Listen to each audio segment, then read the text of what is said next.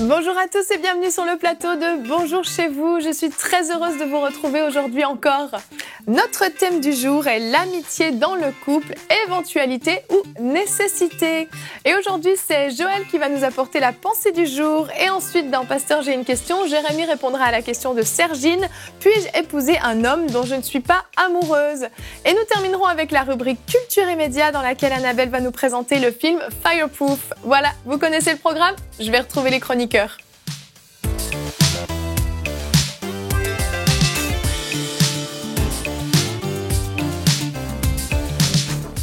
Bonjour à tous. Bonjour. Avez-vous aimé ma prononciation? C'est Fireproof. Très bien. C'était bien. Pas compris que tu l'avais dit. C'est bien. Oh, bah Annabelle, tu m'écoutais vraiment bien. Non, c'est parce que j'ai pas compris. Bon, bah, je ne le dirai plus. Je te laisserai le dire dans ta rubrique tout à l'heure, Annabelle. Fireproof. Fireproof. Aujourd'hui, nous allons parler du couple. Du mot fireproof. Non, nous allons parler du couple, de l'amitié dans le couple très particulièrement. Nous avons un exemple formidable avec nous. C'était pas prévu. J'allais dire. Vous pourriez croire que c'était prévu, 14 ans mais de ça ne mariage. l'était pas. Vous voyez l'amitié qui les unit. Impressionnant. On va pas faire un test avec vous deux, ok? Non. Donc, nous allons commencer tout de suite avec la pensée du jour. Donc, Pasteur Joël, le titre de ta pensée, l'amitié dans le couple. Oui, j'ai eu à cœur de parler de l'amitié dans le couple parce que justement, je bénéficie d'une belle relation avec mon épouse. Nous sommes les meilleurs amis. Et puis, je crois que c'est possible pour chaque enfant de Dieu chaque enfant de Dieu qui serait dans le mariage. Vous êtes mariés et puis aujourd'hui, si ce n'est pas le cas pour vous, si vous êtes peut-être malheureux dans votre couple, bien tout ça peut changer. Vous pouvez devenir meilleurs amis. J'aimerais ça lire un texte dans la parole de Dieu dans Genèse chapitre 2 au verset 24 où nous lisons: c'est pourquoi l'homme quittera son père et sa mère et s'attachera à sa femme et ils deviendront une seule chair.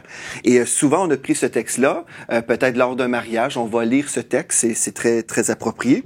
Mais une des choses, on a souvent limité ce verset-là en parlant de l'homme qui va s'attacher à sa femme. On a parlé de l'intimité dans le couple, dans la chambre à coucher. Et puis oui, certainement, cette dimension fait partie de cette relation. Mais on va s'attacher l'un à l'autre aussi. Le mari va s'attacher à son épouse d'une façon relationnelle aussi. Dans l'intimité dans le couple, on devrait être capable de vraiment avoir une relation de confiance. On va parler, on va échanger, on va partager les secrets aussi, puis nos aspirations, nos rêves, toutes ces choses-là. Et c'est normal, on devrait vivre ça dans un couple. Aujourd'hui, si vous dites, ah bien, c'est vraiment pas mon cas, bien, je crois que Dieu est capable d'intervenir aujourd'hui dans votre mariage. Pour moi, je peux vous dire que depuis mon mariage, depuis le début de notre relation, c'est vraiment la bénédiction qui est là. Dès le départ de notre rencontre même, au tout début, je peux vous dire que j'ai trouvé que ma relation avec mon épouse était merveilleuse. Il y a des gens qui ont dit, ah bien la première année c'est un peu difficile, hein, vous devez vous ajuster. En fait, c'est pas notre cas. Nous, on a été heureux dès le départ et même avant. Mais je pense une des choses importantes pour être heureux dans le couple et d'être vraiment des bons amis, c'est d'établir des fondements chrétiens. Comme en toute chose, hein, les fondements, si nous établissons des fondements selon le cœur de Dieu, nous pouvons être heureux. Je me souviens quand j'ai rencontré Mathilde, c'était à l'église. Je l'ai rencontré dans le portique de l'église et puis nous avons été amis pendant 7 mois avant d'être dans une relation plutôt romantique. Donc au tout début, on était dans la même jeunesse, on allait évangéliser ensemble et puis c'était notre façon qu'on a appris à se connaître. Et puis c'est vraiment un contexte parfait parce que j'ai pu voir Mathilde heureuse, mais aussi triste parfois et même irritée. Donc c'est bon parce qu'on peut voir la personne sur plusieurs plans différents dans son naturel. Et puis, quand on se marie, nous ne sommes pas surpris de dire oh, « mais qui est cette personne? » Et des fois, c'est ça qui se produit. Les gens sont dans une fréquentation et puis ils font semblant d'être quelqu'un d'autre. Mais moi, j'ai vu Mathilde vraiment d'une façon très naturelle et elle aussi, elle m'a vu dans mon naturel. Donc ça, c'est une chose positive pour être heureux dans votre mariage, c'est d'être amis premièrement. Ce n'est pas toujours le cas. Je réalise que des fois, il y a des gens, au tout début, ils sont en amour instantanément, ou ils s'imaginent être en amour, mais souvent, c'est juste charnel. Et en fait, moi, je crois que si nous sommes dirigés par l'Esprit de Dieu, Dieu peut vraiment vous conduire vers la personne que Dieu a choisie pour vous. Et puis, premièrement, bien, vous allez apprendre à vous connaître et certainement, vous devriez établir cette relation amicale. Et ensuite, vous pourrez voir comment Dieu va diriger. Mais je veux juste vous encourager aujourd'hui en vous disant qu'une vie heureuse est possible. Premièrement, c'est la première chose. Et aussi, je veux vous dire que on peut s'inspirer par des modèles de foi. Comme dans mon cas, j'ai été élevé dans une famille chrétienne où j'ai vu mes deux parents s'aimer. Toujours. En fait, je peux vous avouer que je n'ai jamais vu mes parents se quereller de toute ma vie. Ils ont été mariés 45 ans et en 45 ans de mariage, je n'ai jamais vu mes parents se quereller, mais ils ont eu des différends, mais ils ont su s'exprimer dans l'amour, dans la paix. Et puis vraiment, j'ai été béni. Et j'ai vu ce couple marcher main dans la main, ensemble, en faisant l'épicerie. Vraiment, c'est un modèle de foi, un modèle d'inspiration pour moi. Donc peut-être vous pourriez simplement regarder dans votre entourage et vous laisser inspirer aussi par des modèles de foi pour reproduire ce que vous trouvez être une source de bénédiction. Donc, une vie heureuse est possible. Un modèle de foi aussi est disponible. Bien, si vous ouvrez les yeux et vous demandez à l'Esprit de Dieu qui va vous diriger. Aussi, une chose que vous pouvez faire ensuite, c'est relâcher votre foi pour cette relation. Parce que peut-être aujourd'hui, vous dites, bien, pour moi, c'est trop tard. Nous sommes déjà mariés. Peut-être on n'avait pas les bons fondements au départ. Et puis, nous voici ensemble. Nous sommes mariés. Nous ne sommes pas amis. Il n'y a rien vraiment qui nous unit. Mais en fait, si vous êtes tous les deux chrétiens, vous pouvez prier ensemble et commencer à vous investir dans votre relation pour devenir des amis. Vous investir. Comment faire? Bien, premièrement, vous allez prendre du temps ensemble. Vous allez passer du temps ensemble. C'est la clé numéro 1. Mon épouse et moi, ce qu'on fait souvent, là, pratiquement chaque matin, on prend notre café ensemble, on discute, on prie ensemble. Et puis, c'est comme ça que nous sommes vraiment unis. On passe vraiment beaucoup de temps ensemble. Et puis, quand on discute, on échange, bien c'est là où il y a vraiment des liens d'intimité qui s'installent dans un couple. Donc, si vous dites, ah bien, on n'a pas le temps, bien, si vous n'avez pas le temps, ou si vous dites, bien, peut-être, si je m'investis dans mon couple, par exemple, si je m'en vais dans une fin de semaine, bien, ça va me coûter de l'argent. Si vous dites, bien, on n'a pas les moyens. Mais si vous n'êtes pas prêt à investir de l'argent et du temps dans votre couple, vous allez investir de l'argent pour payer des factures d'avocats. C'est la réalité, ça. C'est soit on va investir pour être heureux ou on va investir de l'argent pour être malheureux. Moi, je vous encourage. Vous pouvez prendre la décision aujourd'hui. Je vais relâcher ma foi. Premièrement, je vais croire que Dieu est capable de faire quelque chose dans mon couple où nous pouvons devenir amis, mais vous avez besoin de participer là-dedans. Vous avez besoin de passer du temps ensemble, échanger, vous investir et pas donner 50-50. Des fois, il y a des gens qui disent, bien, moi, je donne mon 50 et puis elle va donner 50%. Non, c'est chacun, on donne 100%. On se donne entièrement. Et comment devenir ami, justement? Bien, vous prenez une décision aujourd'hui.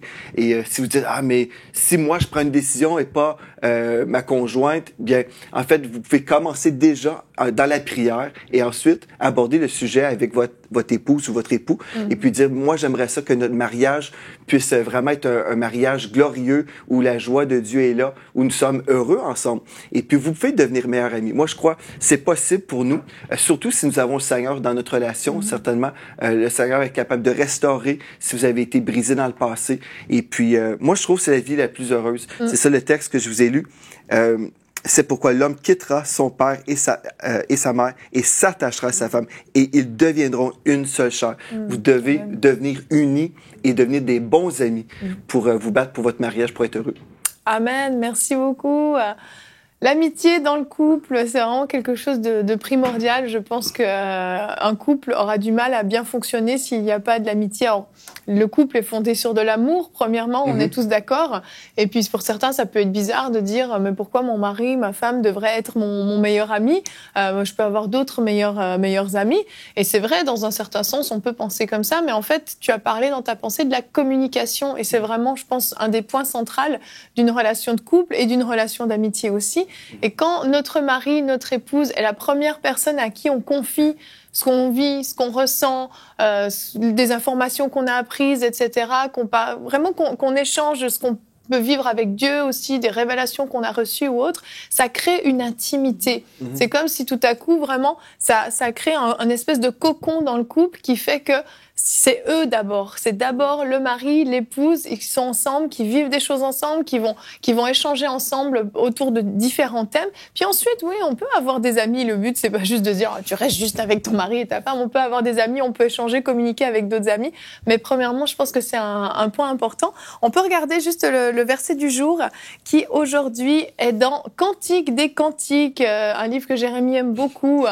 Cantique des Cantiques 2:10. Mon bien-aimé parle et me dit, lève-toi, mon ami, ma belle, et viens. Lève-toi, mon ami, ma belle. Il dit ça tous les matins. Annabelle. Est-ce qu'il te dit lève-toi ou bien est-ce qu'il dit lève-toi? Lève-toi. Lève-toi. Je me sens Il paraît déjeuner. Non, absolument pas. Non, parce que je suis levée avant lui. Ah, c'est ça. Quand on saura Je tout. suis à genoux en train de prier. À genoux, couchés, les yeux fermés peut-être, oui. Pour songer. Donc, pensez-vous comme moi que l'amitié dans le couple est Oui. une nécessité ou suis-je la seule à penser ça? Oui. Oui, mais C'est le oui. but. J'espère que vous avez été bénis, chers téléspectateurs. La Tout le réponse est monde. oui. c'est le but de l'émission, c'est d'être d'accord avec toi. Ce n'était pas un quiz. Non, mais Où absolument. sont les buzzers? Oui. Parce que le couple, c'est déjà le modèle voulu par Dieu. Donc, si le modèle de Dieu, c'est qu'un homme s'attache à sa femme ou une femme s'attache à l'homme, c'est que Dieu veut instaurer, déjà bâtir dans ce modèle-là. Les gens pensent que je vais bâtir mon entreprise, je vais bâtir mes amitiés, je vais bâtir, et comme si tout était dissocié. Alors que le premier modèle, c'est le premier modèle que Dieu a instauré, c'est le couple. Donc, c'est vraiment important qu'on puisse avoir cette relation complète et épanoui avec son conjoint ou sa conjointe. Exactement. Donc oui, encore une fois. Oui, encore une fois. Et quand on parle d'amitié, on pense aussi à la confidence, la confiance, le fait de s'amuser. Et si c'est des choses qu'on peut pas faire avec notre conjoint parce que c'est réservé à une autre personne qui... Il dit oui. Alors, Il est accroché à ses lèvres. Il fait est tout le temps fan ça. de sa Evelyne, femme. tu Absolument. vois, il est là, il me regarde et c'est hyper déstabilisant. Je la déstabilise encore au bout de 14 ans de mariage. Gloire à Dieu. Et si on peut pas avoir ces temps-là avec son mari ou avec sa femme, bah en fait on va s'en priver. C'est avec mon mari, on partage nos repas ensemble, on paye nos factures ensemble, on partage le même lit. Alors par contre, non, c'est pas avec lui, je rigole. C'est pas. Alors non, mais c'est un exemple, hein, tu comprends. Une larme ruisselée. Il était en train de pleurer.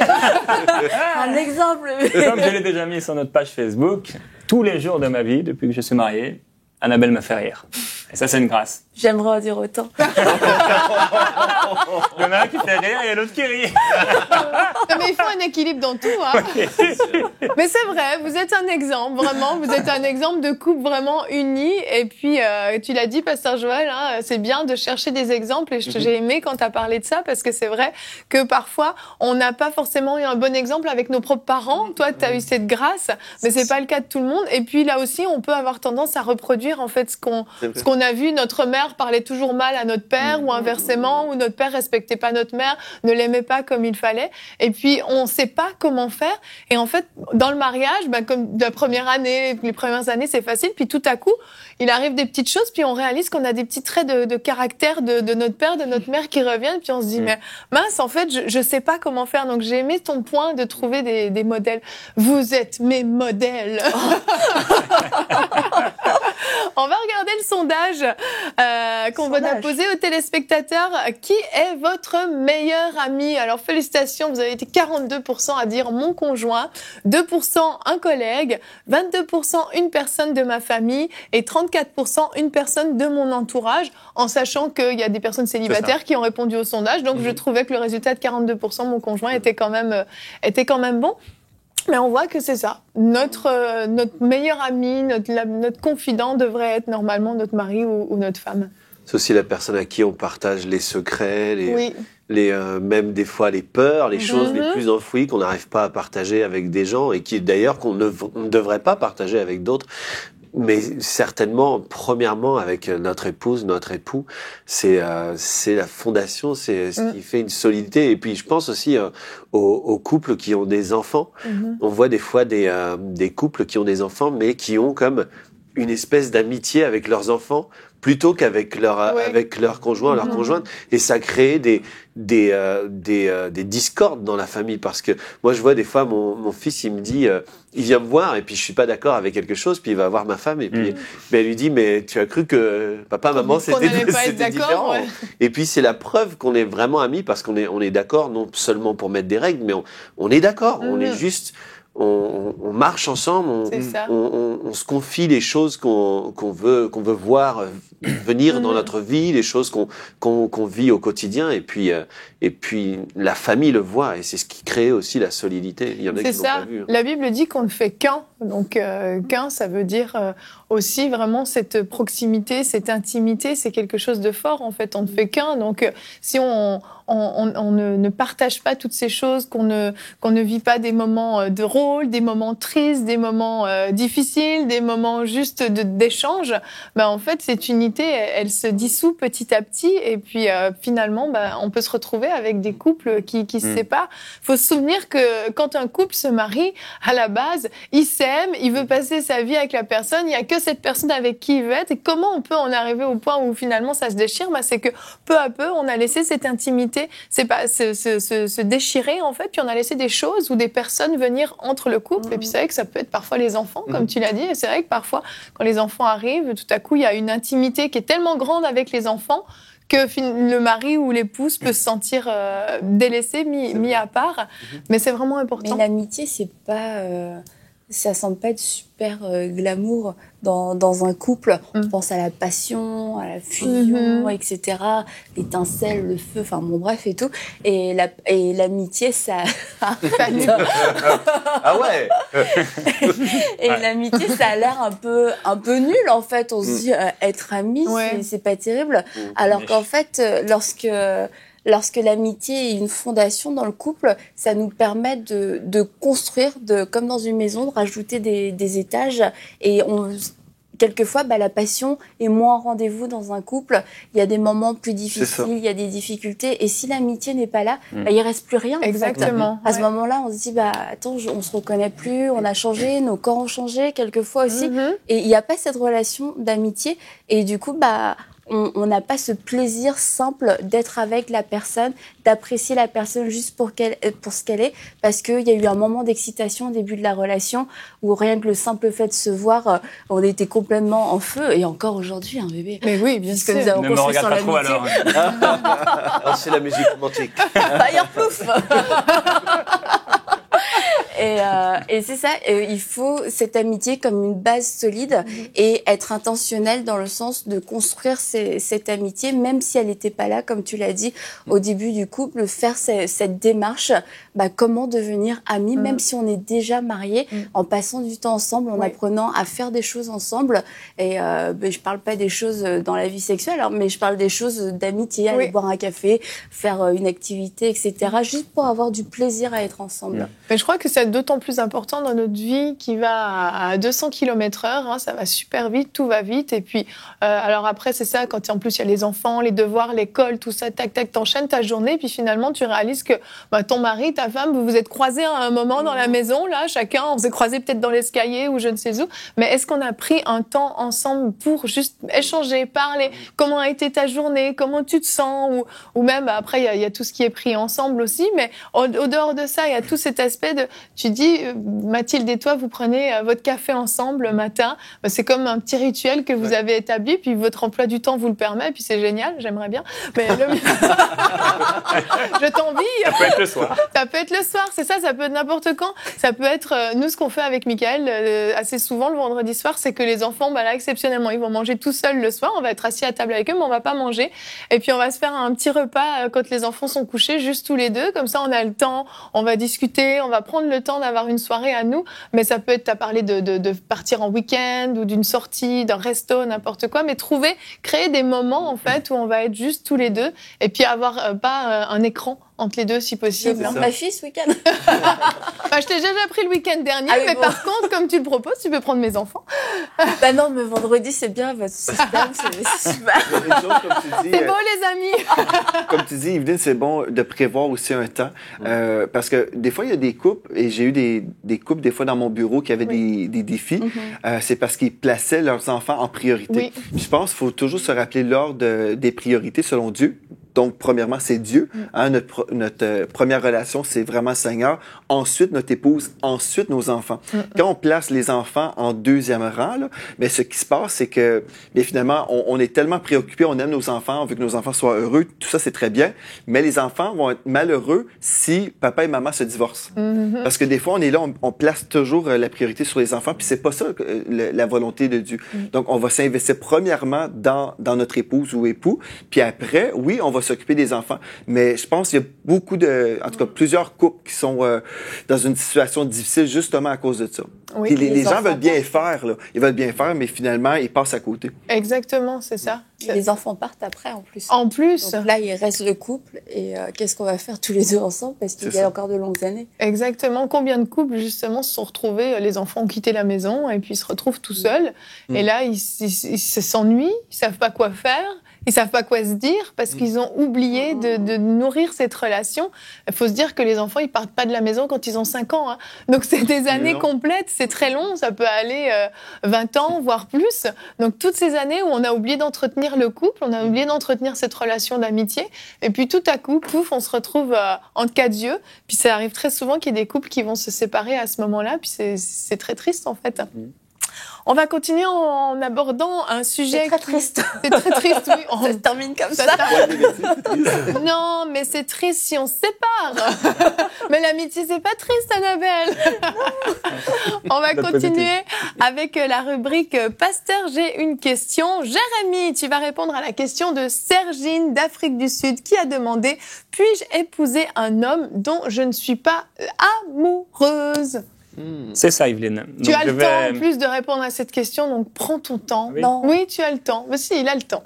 Je vais répondre à la question de Sergine, franchement et sans détour, parce que je crois que c'est un sujet vraiment important. Oui. Et c'est terrible d'être pas bien marié. Donc c'est vraiment important. Et Sergine et tous ceux qui se posent ce genre de questions, c'est une question que vous devez vous poser, et c'est une question dont vous devez trouver des réponses très claires avant de vous engager dans quoi que ce soit, parce que ça peut être très compliqué. Je veux juste préciser une chose, parce qu'il y a peut-être, avant que tu commences, il y a peut-être des gens qui se disent « Mais c'est quoi cette question bizarre ?» Pour certains, c'est une évidence. Ben non, on se marie pas avec quelqu'un qu'on n'aime pas. Mais en fait, il faut savoir qu'on reçoit régulièrement des questions de ce type-là. Et parce qu'il y a l'aspect culturel, parfois il y a des histoires, tu vas peut-être en parler, mais de prophéties, etc. Donc je veux juste préciser, avant que tu commences, c'est pas une question qui est complètement erronée. Il y a vraiment des gens qui sont concernés par ça. C'est je te redonne la parole. Selon les cultures, effectivement, ça arrive souvent. On voit dans le livre des Proverbes, le père, c'est le père qui enseigne son fils, et il va l'encourager à ne pas aller auprès de la femme adultère. Et quand il parle de la femme adultère, il appelle aussi la femme étrangère. Si la personne se marie avec un mari qui n'est pas son meilleur ami ou dont elle n'est pas amoureuse, cette personne va se marier avec un étranger. Donc, si vous vous mariez avec votre fiancé, mais que vous n'êtes pas amoureuse de ce fiancé, toute votre vie, vous allez la passer dans votre maison avec un étranger. Et Jésus dira qu'on ne jette pas ses perles au pourceau. En tout cas, la parole de Dieu le dit, on ne jette pas ses perles au pourceau. Et en parlant des perles, on ne partage pas son trésor avec un étranger. Et donc, imaginez, pour vous, les femmes, mais aussi les hommes, avoir une relation sexuelle avec un étranger, personne ne veut avoir ça. C'est terrible. C'est ce qu'on appelle d'ailleurs souvent un viol ou des abus. Et imaginez ce morceau de chair s'affaler sur vous pour assouvir ses désirs. Il faut parler d'images comme ça parce que c'est clair. S'il n'y a pas d'amour, c'est ce que c'est. Oui, c'est vrai. S'il n'y a pas d'amour, une relation sexuelle sans amour, c'est vraiment juste une question de chair. Et si c'est ce que vous voulez dans votre vie, c'est pas le meilleur de Dieu pour vous. En fait, il y a certaines personnes, elles sont célibataires, et se disent « Oui, mais moi, je veux te marier, tu comprends pas, c'est tellement difficile. » Alors, on a le choix entre rester célibataire jusqu'au moment où Dieu amènera la bonne personne, ou se marier avec une personne dont on n'est pas amoureuse parce que, ou amoureux parce qu'on se dit « Oh, voilà, il faut vraiment que je me marie. » Ou alors, avoir un mariage épanoui. Ces trois choix-là, le moins bon de Dieu pour nous, c'est se marier avec une personne dont on n'est pas amoureux. Vraiment. Donc, sans l'amour, j'ai dit la relation intime, ça représente ce dont j'ai parlé. C'est cru, c'est direct, mais c'est une image dont il faut se souvenir.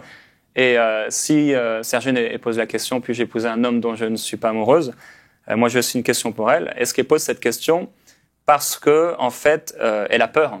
Elle a peur de rester seule toute sa vie. Et souvent, c'est ce qui arrive. Les gens ont peur de rester seuls.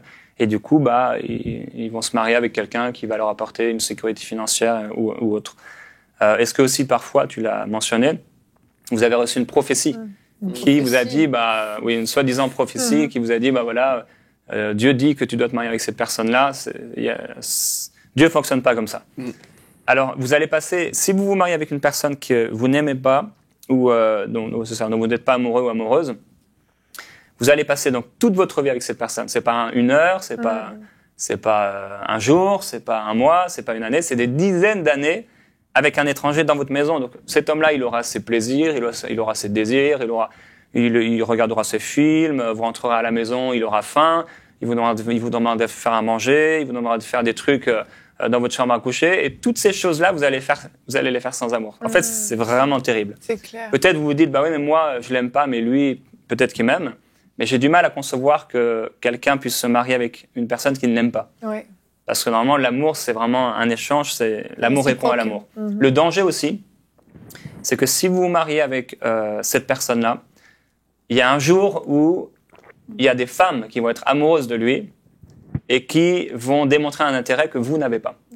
Et c'est ce qui va amener à l'adultère. Et de la même façon, si vous n'aimez pas cet homme, il y a des hommes qui vont être amoureux de vous. Ils vont me dire que vos lèvres mettent en avant votre rouge à lèvres, ou que ce soit le contraire, que vous portez des belles robes, etc. Et ça va attiser quelque chose en vous parce que votre mari, peut-être, il a pas ce rapport-là avec vous. Et ça va, parce qu'en fait, on est fait pour être aimé et pour aimer. On a été créé comme ça. Alors, l'auteur des Proverbes nous dit au chapitre 5, « Bois les eaux de ta citerne, les eaux qui sortent de ton puits », en parlant de l'épouse. « Tes sources doivent-elles se répandre au dehors? Tes ruisseaux doivent-ils couler sur les places publiques? Qu'ils soient pour toi seul et non pour des étrangers avec toi, que ta source soit bénie et fais la joie de la femme de ta jeunesse, biche des amours, gazelle pleine de grâce. Sois en tout temps enivré de ses charmes, sans cesse épris de son amour. » Ça, c'est pas possible quand on n'est pas amoureux. Et pourquoi, mon fils, serais-tu épris d'une étrangère et embrasserais-tu le sein d'une inconnue? Il n'y a aucune femme digne qui veut se faire embrasser le sein par un inconnu. C'est sûr. Votre mari ne sera, si vous vous mariez avec lui et que vous n'êtes pas amoureuse de lui, votre mari ne sera probablement jamais épris de vous. Jamais il sera enivré de vous. Jamais il sera passionné de vous. Et toute votre vie, vous devrez faire semblant. Vous devrez faire semblant de l'aimer. Vous devrez faire semblant de vos amis, devant votre famille, devant l'église. Vous devrez faire semblant d'aimer faire l'amour avec lui. Vous devrez faire semblant d'aimer rentrer à la maison, alors qu'il y aura une ambiance qui ne sera pas une ambiance d'amour, une ambiance de paix. Et c'est tellement glorieux, au contraire, de vivre avec une personne qui nous aime et de vivre avec une personne qu'on aime. C'est vraiment le plan de Dieu pour nous. Moi, je suis béni parce que je peux rentrer à la maison et j'ai pas peur. Je suis en paix, je sais que ça va toujours être bien, il va me faire rire tous les jours. Je rentre chez moi sans peur, je rentre à la maison et je sais que ça va être le bonheur, ça va être la joie. Et une dernière chose, quand j'ai voulu me marier avec Annabelle, mon pasteur m'a posé une seule question. Bon, c'était pas forcément la meilleure des préparations au mariage, mais peut-être il l'a fait avec sagesse. Il m'a juste demandé, « Jérémy, est-ce que tu l'aimes ?» Moi, ça m'a surpris. Je pensais avoir un rendez-vous et j'ai dit, oui, je l'aime. Il m'a dit, « Alors, vas-y. » Wow. Et ça m'a rappelé, mais ça montre aussi que c'est la fondation. Et ça m'a rappelé en fait une parole de Jésus quand Pierre a trahi Jésus. Il va poser cette question à Pierre. Pierre, est-ce que tu m'aimes? Par 3 fois. Et Pierre va lui dire, oui, je t'aime. Il va lui dire, paie mes brebis. Ça veut dire quoi? Ça veut dire aussi qu'il y a des choses, il y a des batailles, il y a des combats qu'on réussira jamais à gagner avec une personne qu'on n'aime pas ou qui ne nous aime pas. Merci, super réponse, super complète. C'est génial, vraiment. Là, Sergine, je pense qu'il n'y a plus de doute. En cas de doute, la réponse était non. Voilà, je clarifie tout de suite. Patienter. Non, il faut patienter. Et je crois qu'il y a des personnes qui vont aussi se précipiter parce qu'il y a des histoires financières aussi. Parce qu'il y a des gens qui sont tellement dans le besoin et c'est une sécurité financière de se marier. de se marier, surtout pour une femme en fait. Et ça doit pas être une excuse parce qu'une difficulté financière c'est passager. Par contre un mariage c'est pour la vie et c'est longtemps la vie comme on aime bien dire au Québec. Je veux juste donner de l'espoir aussi s'il y a quelqu'un qui dirait moi je me suis marié pour des mauvaises raisons. Je crois dans le Dieu de l'amour qui peut donner ce miracle aussi même après. Hein, si les deux sont déjà mariés, et Dieu peut faire un miracle pour ce couple. Oui, ne divorcez pas si vous vous êtes mariés sans amour au départ. Créateur. Amen. Amen. Créateur de l'amour. Amen, tout à fait. Merci à vous tous. Et donc, si vous avez encore envie d'en savoir plus sur le couple, on va vous présenter un film dans la rubrique Culture et Médias.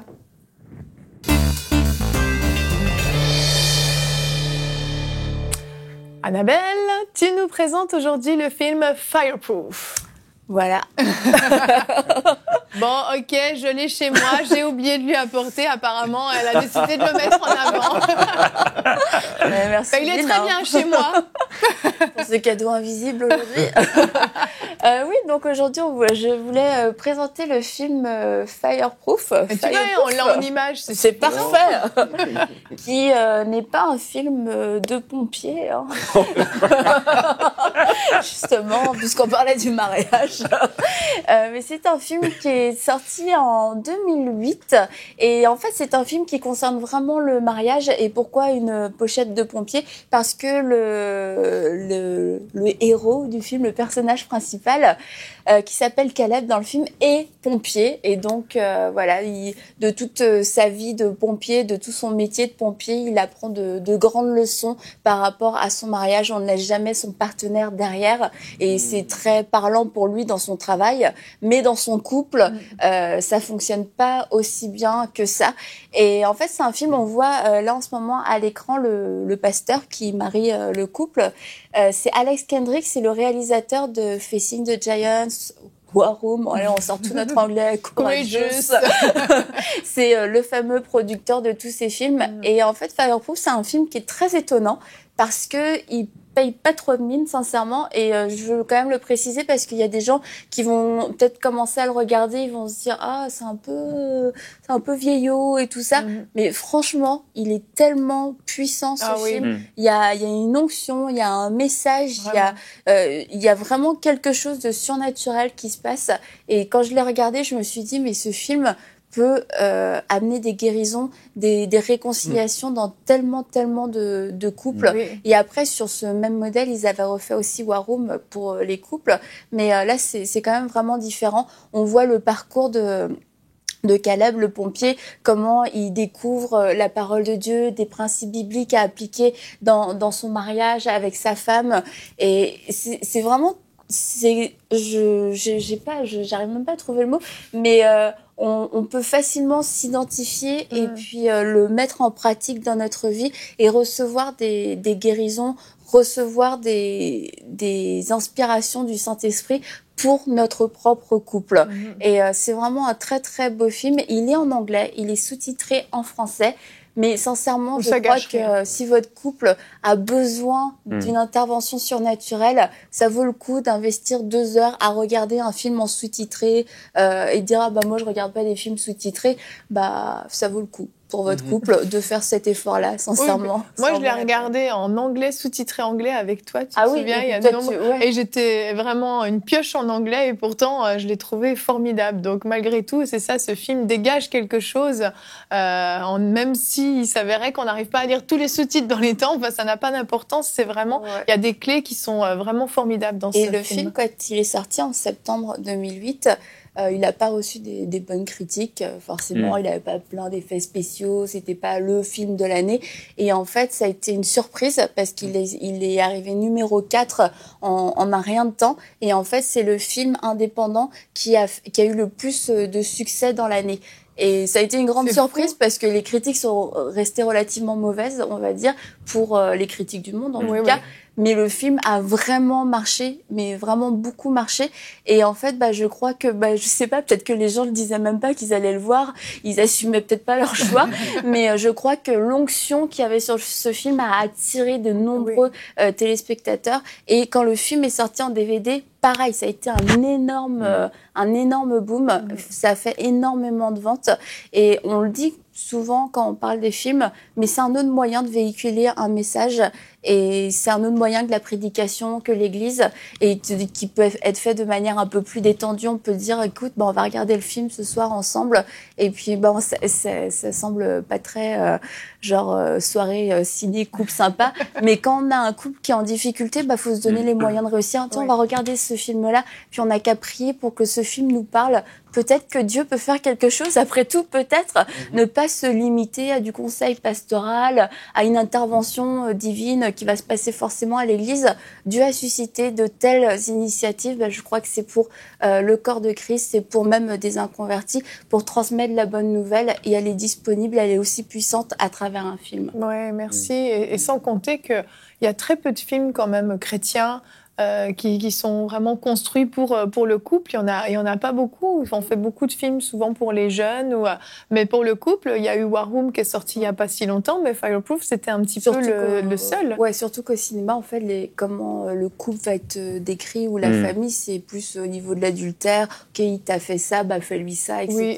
Donc c'est pas super à la mode que de faire un film pour un couple qui se bat pour sauver son ensemble. Et le DVD est disponible sur ma boutique chrétienne à 19,90 €. Bon point. Merci Annabelle. Vous l'avez vu ce film ? Oui. Oui. Vous l'avez aimé ? Oui. Non. Oui, j'ai trouvé très bon. Un super film, mais ce que je voulais dire, c'est que des fois, les personnes qui vivent des temps difficiles dans leur couple n'ont pas forcément cette grâce de pouvoir discuter et dire on va regarder un film ensemble. Mais il y a, je pense, une mauvaise doctrine pour les couples qui ont besoin de guérison.